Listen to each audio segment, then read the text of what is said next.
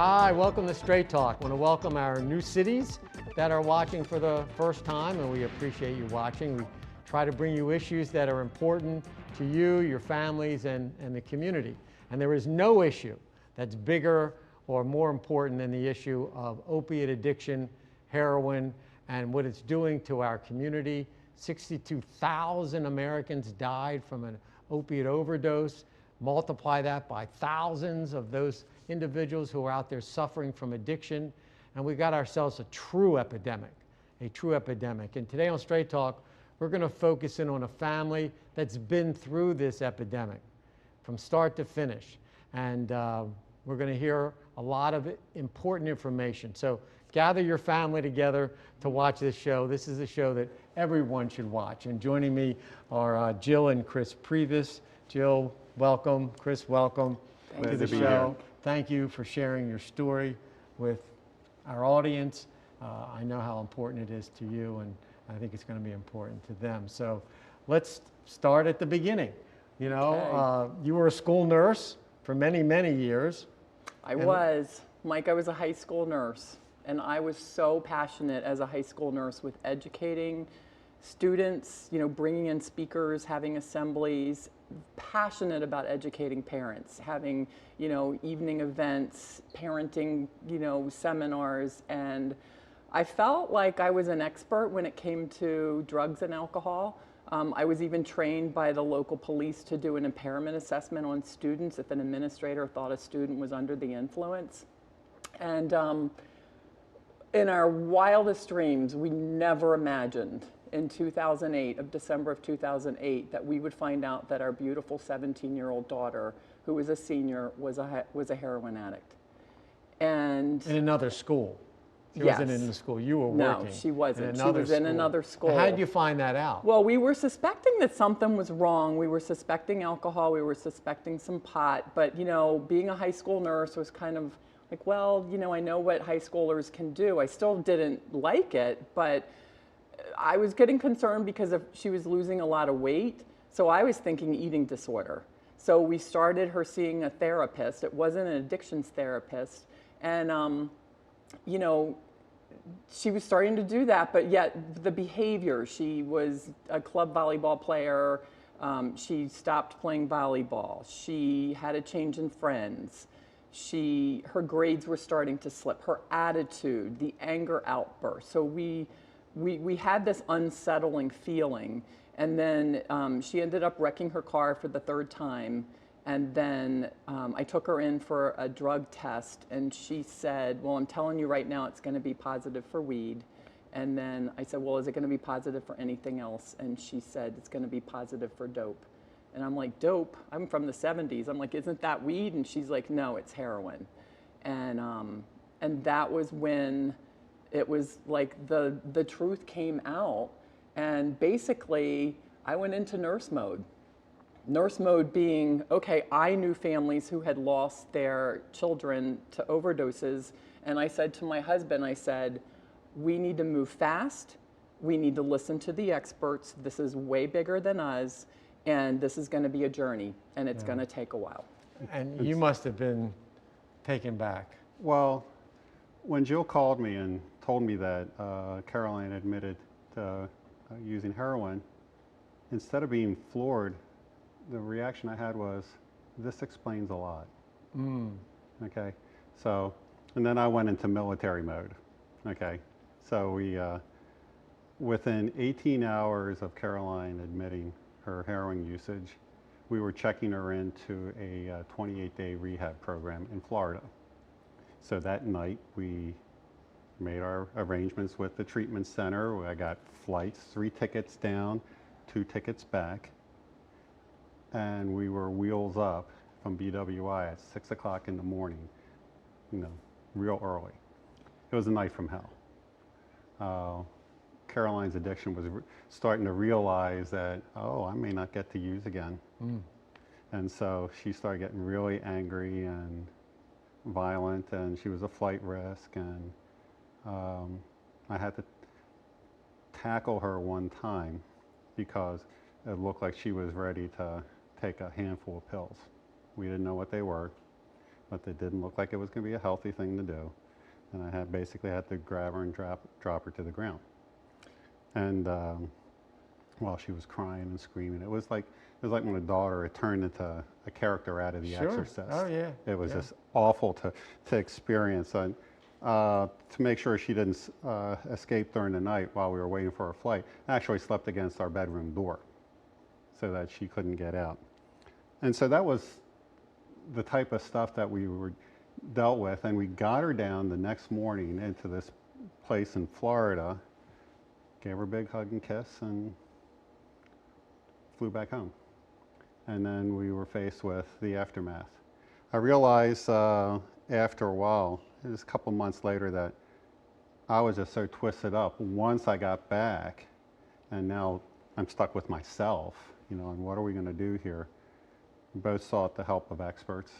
For yourselves. For ourselves. I mean, I think that's the important thing. I mean, Oh, we're going to talk to absolutely. Caroline. I know everyone's saying, well, where's Caroline? She's fine. Yes, Yeah. yes, she's in recovery. And she's going to be here in a few minutes. But I want to know, you were saying, Yeah. Chris, about you guys needed to find out some stuff about yourselves of what happened, how did it happen, and what Yeah. Yeah. guilt and all the stuff that you had to go through. Oh, yeah. Well, people started telling us right away, said, go to 12-step programs.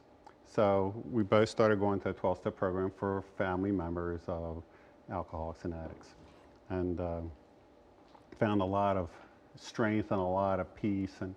But when I first walked into that room, the shame I was carrying as the dad of a drug addict, I was thinking to myself, how could I let this happen in my family? What is wrong with me that I could let this happen? Right. And then I can't share this with anyone else. What will the neighbors think? That, calling a family and telling them what's going on was really difficult. Yeah. And this was in 2008, so Yeah. right now Yeah. it's a lot more acceptable Right. to do because it's more open. Back then it was Yeah. Right. definitely not open. Right. You know. And that shame piece, and also when I talk with families, I like to share that whole denial. I mean, because you talk about denial, I mean, here I was the trained expert and missed Right, it and didn't want to see Well, it. I mean, I think it shows that it doesn't discriminate. It can happen to anybody. absolutely- But you guys seem to at least know because of your training on what to do. But Right. Yeah, all right, well, we're going to talk to Caroline. Okay. And then you come back and we'll talk Okay. with you guys some a little more. But I can't thank you enough because I know there are parents sitting there feeling exactly the way you guys are feeling. And the fact that you took action so quickly, I think is really, really important. So thank you, and we'll talk some more. We'll talk to Caroline in a minute. Thank you. Okay, Okay. When we come back to Straight Talk, we're talking about addiction, and we're going to meet a young woman who's been through heroin addiction, and we're going to hear her story and hopefully help a lot of people. So thanks for watching Straight Talk. We'll be right back.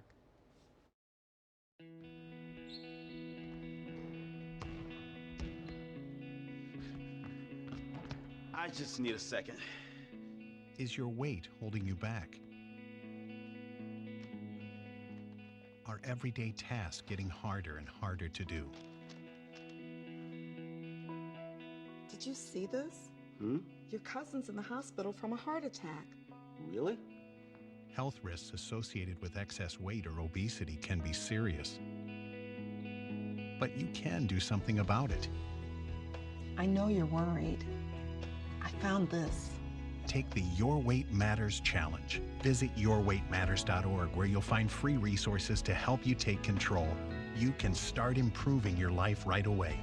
Download the free toolkit to prepare you to speak with a healthcare provider about your weight and health. Your weight does matter.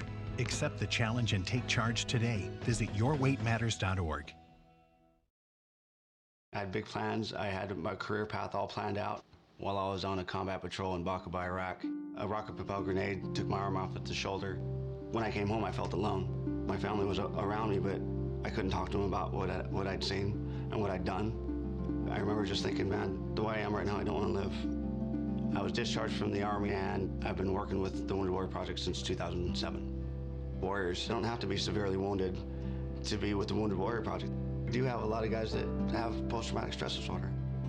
Being able to share your story, I guess it kind of helps you wrap your mind around what did happen over there. Just because you've left the military doesn't mean your life is over.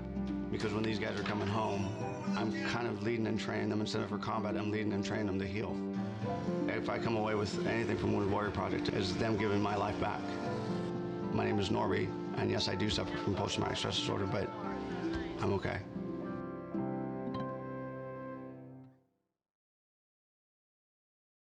Hi, we're talking about heroin addiction.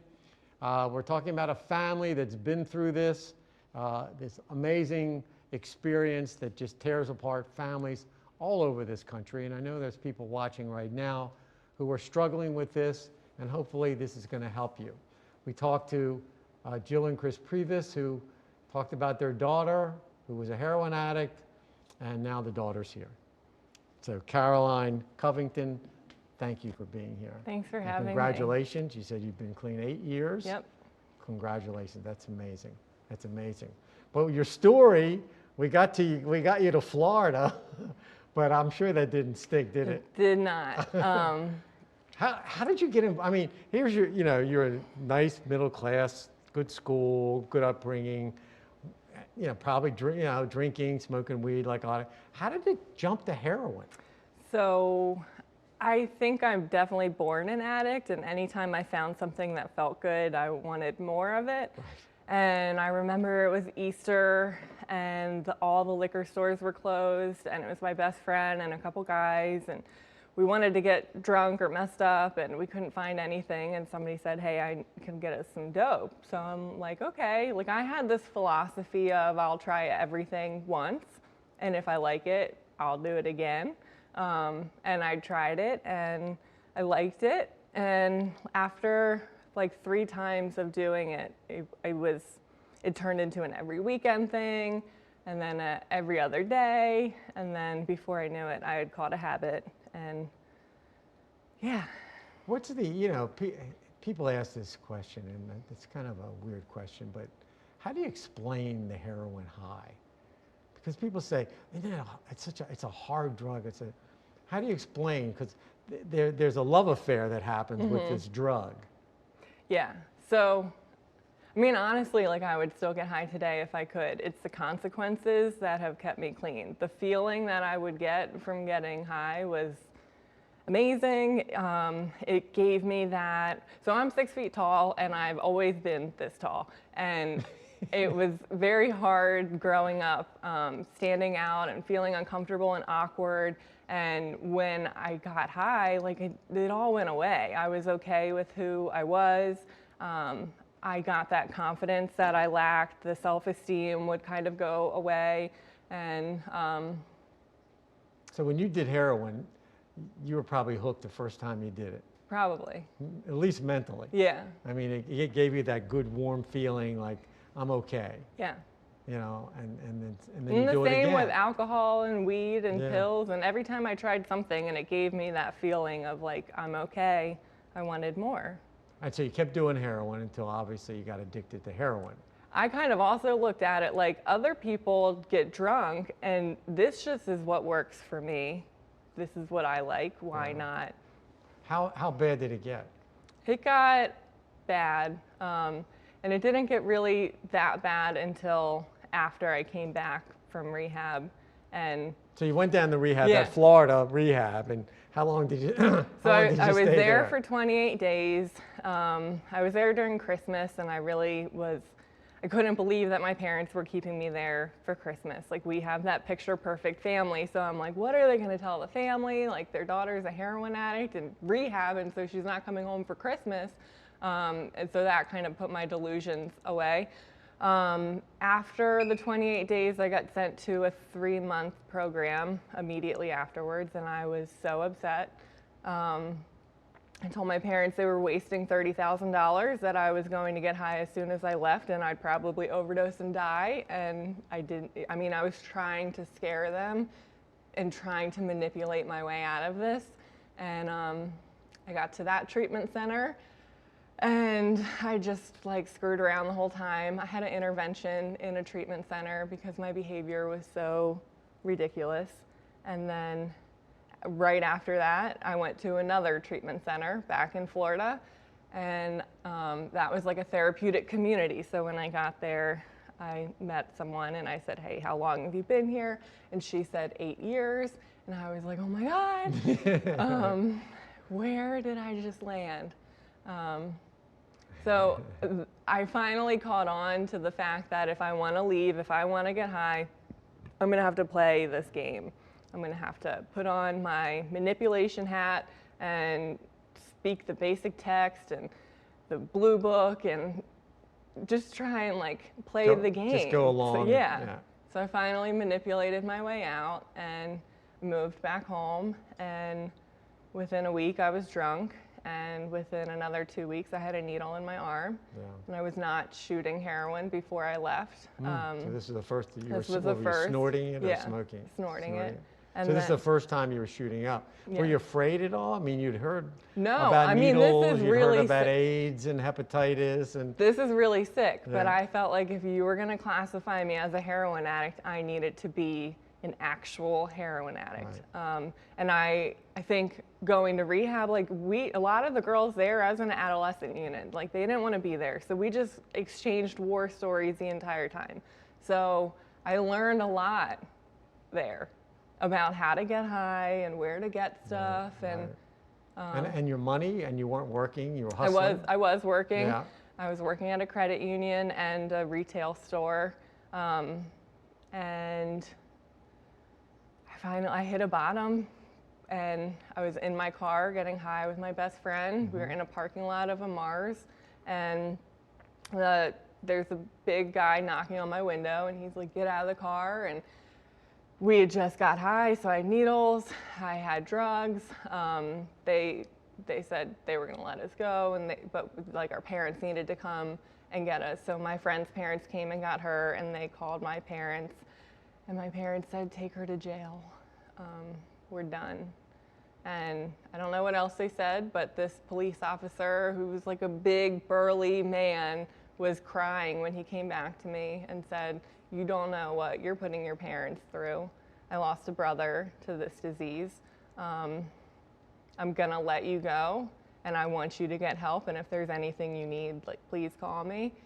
But if I catch you around here again, this will all come back up." And my parents had called my roommates. They had kicked me out via text message. I was crying so hard that I lost my left contact, so I couldn't really see anything. What else? But this was your bottom. This was my bottom. There's a lot of pieces to it. So I go to work the next morning. Well, first I had to figure out where am I going to sleep. So I had to hustle to try and find a place to sleep. That was degrading in itself. I'm too high maintenance to like live on the streets. I went to work the next morning with one contact at a credit union and was hysterical like the whole time. And I came out to my car after work with a dead cell phone, and my car was gone, and there was bags of my crap in You talk the about parking reaching the lot. bottom. We're going to take a pause there because we're going to bring your mother back and get the final piece of this whole story of how you eventually got yourself together. But I'm glad you're here, and thank you for telling your story. I think it's important for people to hear. So hang in there, we'll come right back. When we come back to Straight Talk, we're going to continue to hear about this family's struggle with heroin addiction and their success, because help is available and so is hope. So stay with us, we're coming right back to Straight Talk.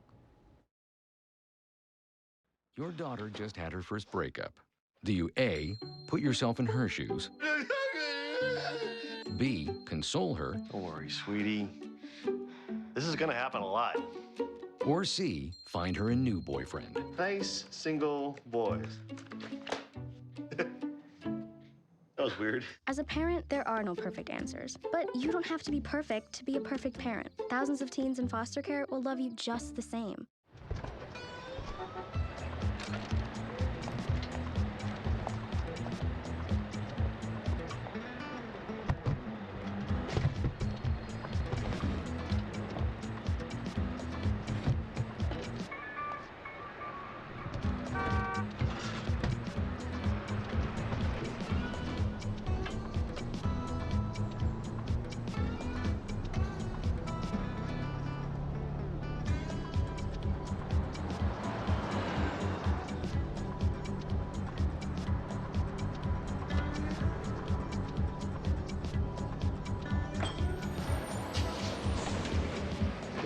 It's a short ride from your neighborhood to your naturehood.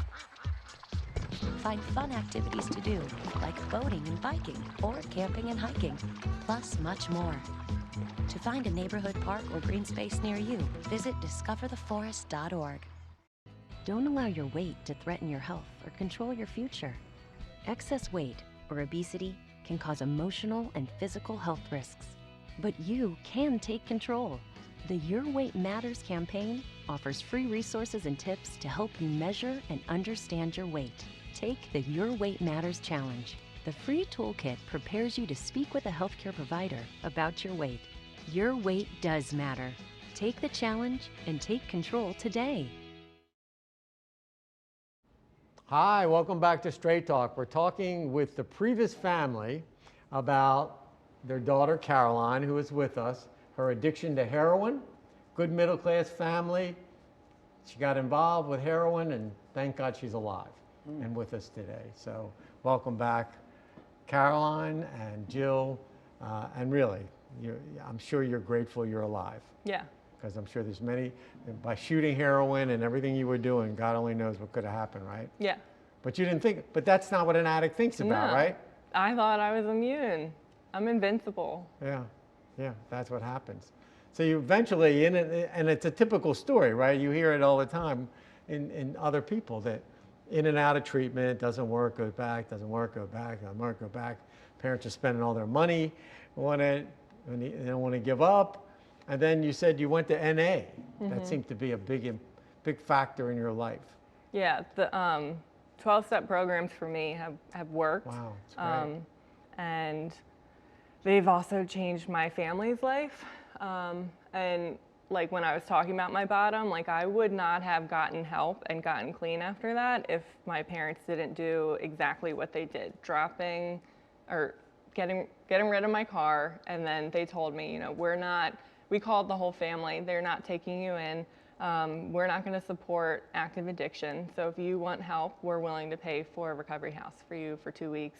Like that's where this journey began. Like I needed to hit every aspect of that bottom in order to get to where I am now. But it took your parents and the people around you to get tough. Yeah. That tough love. Yeah. Now that was not easy, right, Jill? It was absolutely. But you had to do it. You learned. Yeah. You learned that was important. Right, and that love was still there. You know, we talk about detaching with love, so it wasn't about amputating, but it was also that love part meant that I needed to recognize, and so did my husband, that we could not try to micromanage what her actions were, that we really needed to let go. And we needed to focus on ourselves. I needed to know what enabling behavior looked like. Right. I needed to know that she knew how to manipulate my emotions. But how do you answer this? This is the biggest question that comes up in that. Well, if I leave them alone and I throw them out and I take their car and I cut them off, they're going to die. They might. Right? How do you respond? I mean, isn't that what most families would say? I mean, I'm sure you said it to yourself too, that, well, if I cut them off and I throw them out, they're going to die, and then I can't handle that. How do you handle that? And so, you know, for us, it's focusing on the facts. And because we'd already started doing our own work, we knew that we had the ability to either, you know, raise her bottom. And, you know, when we had to take her car from her, a friend of mine, I called her, I was sobbing that we were going to go pick her car up, and my friend said, you know what, this is the best gift you're going to give her. She needs to sit in her own muck. And so often parents want to just rescue, and they're contributing to the addiction instead of contributing to raising the bottom. Now, how did you feel when they did that? I was pissed. I was so upset. And you felt like I felt like they didn't love me, and how can you do this to me? And I had such a victim mentality all the time during my addiction. But it made a difference. It did. It made a difference. By them being tough with you, made the difference that got you the help you needed. Yep. Because she could no longer manipulate us. And when that happened, then she was stuck with her. Right. Yep. And now here you are, 8 years clean. Yes. So I got clean at 18, now I'm 26. So that's, you know, I mean, it's amazing. It is. I mean, now you look around now and you see how many people are dying from this new heroin. Yeah. And it's scary. It's scary. And you want to open up a recovery house. Yeah, so my husband and I started a nonprofit called Lotus Recovery Center. And we bought a house, and my dream is to turn this house into a women's recovery house. And I want to teach girls and women like how to be adults. Nobody taught me that when I was using. I forgot a lot of the information that most people teach their kids. I was too preoccupied with getting high. So. And accepting yourself, because earlier you said, you know, that you were tall and people made fun of you, and getting high made you feel better. You know, and that's about teaching self-esteem, which I know you do all the time. That's exactly right. Exactly. Yeah. And so what I do now, I'm a certified family recovery coach, and I get to come alongside family members because it is scary out there right now. And one of the worst things that parents can do is parent out of fear and to feel like they're in it by themselves. This disease of addiction cannot be, from the parent's perspective, it's so hard for parents to try to do it on their own. Because usually the healthy thing when you're dealing with an addiction, the healthy thing for a parent to do is usually the exact opposite of what they think the healthy thing is. Because they're too enmeshed. And there's too many fears, and then there's the shame, and then there's the anger, and there's the resentment, and how could she be doing this to us? All of those emotions. So, and then, you know, helping them to let go of the outcome. And Caroline, I'm so proud of you and what you've done, and also your involvement in the 12-step program, because I think that's so important. You know, so we're so eager now to medicate everybody, but you went through the 12-step program, so I'm sure you recommend that highly to people. I recommend it, but I don't, like, I can't promote it. And I'm also not a spokesperson for the fellowship. But it did it for you. It worked for me. It might not work for everyone, but it did work for me. And well, I just really want to thank you guys. I mean, telling your story right now, and story of hope, recovery and hope, rather than death. We see the death every day. It's horrible. But to know that there's hope from treatment and 12-step and family staying involved, that is so important. And I can't thank you and congratulate all of you guys for what you did. And I think hopefully people will pay attention. So thanks for being here. You're welcome. Thank you. Today on Straight Talk, we focused on the Prevas family who went through their own horror of addiction with their daughter, but came out the other end because they didn't quit and they fought hard and they got help. If you know somebody that has a problem with alcohol or drugs, or you need help yourself, please call for help. Help is out there, and it does work. So I want to thank the Prevas family. Thank you for watching Straight Talk, and we'll see you next time.